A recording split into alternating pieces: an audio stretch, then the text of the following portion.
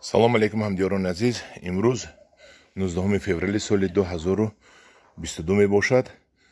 бо шумо гурӯҳи ангур ва боғ аст ва навори навбатиро оиди қаламча ва дар оянда ниҳол кардани ангури номдори беҳамто аватар мегӯянд ку ман ҳамин барои мо ин озмоишӣ кардем, яъне ки таҷрибавӣ кардем. чӣ кор кардам ман? ҳамин замине ки дар зери клёнка ҳаст, замин ки дар зери клёнка ҳаст, шумо мебинед. инро ман пори кӯҳна қати нағз ғизодор кардам, боз нитроамофос пошида 2 маротиба пабул кардам, мулоим кардем ва баъд аз болояш 3 ҷӯя кашидам. чӣ хеле мебинед? 1 2 3 ҷӯя кашидам. болои ҷӯяҳоро ҳамвор карда аз байни ҷӯяҳо оби қатраи шланг мондам. ин тарафаш анози кушода аст, ин тараф инҷаба трасса мегузараду баъд пайваст мешавад, ин хел баъд об меравад ва клёнкаи сиёҳ партофта ман ҳамин қаламчаакое ки майда майда ҳаст, як ваҷабам нест, майда майда, ин ки бисёр қимат моли қимат аст, мо инро ягонта партофтанда ҳуқуқам надорем ва ман гирифта инро ҳамашро ман ҳамин хел 3 ҷӯя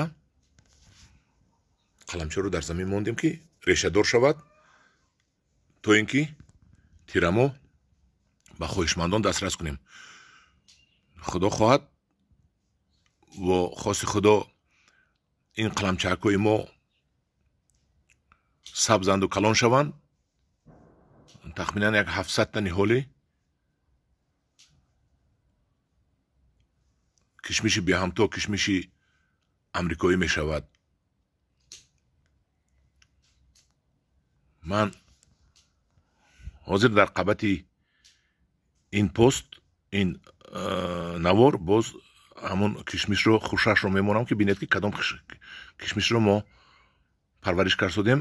ба фикрам дар Тоҷикистон ягона мо ҳастем ки ин қадар бисёр мекунем барои талабгорҳо. ана инаш каҷала истодааст, инро камтараки дигар рост мекунем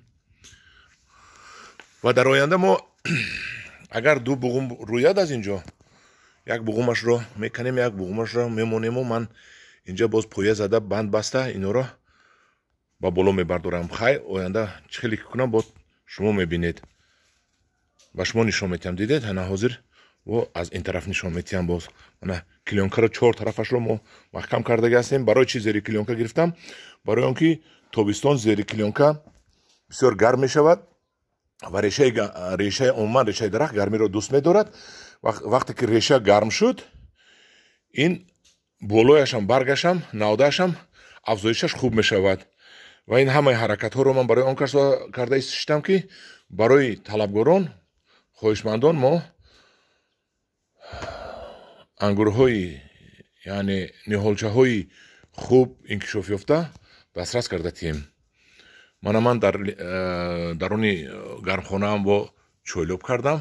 мана бинед, ман ба наздикии ман мехоҳам ки дар дохили ҳамин гармхона ин лимонҳоро аз инҷо бардорам, нест кунаму танҳо дар дохили ҳамин ангур монам ва дар гармхона ангур кунем. каник ангур чӣ хел дар гармхона мешавад? ман медонам ки дар гармхона ангури хуб мешавад, нағз мешавад ва назар ба дигар ангурҳо 1 моҳ пештар мепазад. агар шумо бо дар моҳи феврал агар кадоми гармхона кунаду гармхонаашро бо алов монаду гарм кунаду айни ҳол ангурҳояш кушода шудагӣ бошанд, умуман аввали моҳи июн ангур мепазад дар гармхона, чунки худи моҳи май дар он гармхона 40 градус 45 градус гарм мешавад.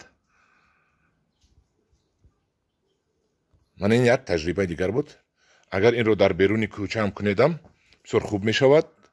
ман клёнкаи болоро мегирам моҳи апрел ё март, кани бинем барфо гузаранд, дигар барф наборад. клёнкаи болоро ки гирифтем, офтоб, шуои офтоб рост ба болои анамин клёнка мезанад, клёнкаи сиёҳ ва зери ин клёнка гарм мешавад ва нашонамои ин қаламчаакои ман бениҳоят хуб мешаванд. Ана ҳамин буд навори имрӯза. Бо гурӯҳи Ангур ва боғ бошед, ба гурӯҳи Ангур ва боғ обуна шавед.